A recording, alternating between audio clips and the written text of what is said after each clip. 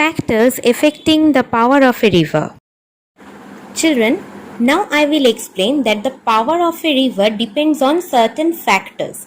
Now what are those factors? First is slope of the land, then volume of water, speed and velocity of water, shape, size and weight of the load that it carries. At first I will start with the slope of the land.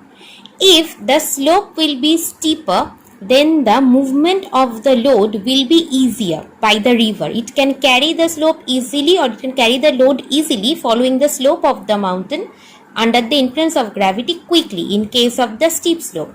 But in case of the gentle slope, it will take much longer time to transport those load from the uphill area to the downhill area. So steeper slope can help to increase or accelerate the erosional work of the river than the gentle slope. Next is volume of water. If the volume of water will be more, then the erosive action of the river will be more along its banks, and the transportation of the eroded materials will be also high. But if the volume of water is less, in that case the erosion on both the sides of the banks will be less, and the transportation of the materials will be also less in number. That's why volume of water should be high or should remain high for accelerating the erosive power of the river. Next, speed and velocity of water. If the speed and velocity of the water will be high, then the erosional rate of the river will be high, as I have told you in the previous factor. Similarly, if the speed and the velocity of water will be low, then the erosive action will be also low.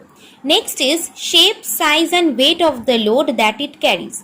If the erosion will be high, then it will carry more load consisting of different shape, size and weight, means the load will be more of irrespective of its size and shape.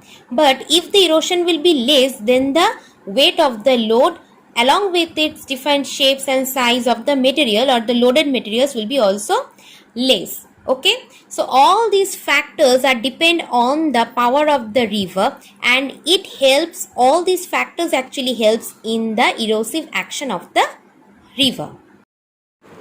Thank you, children.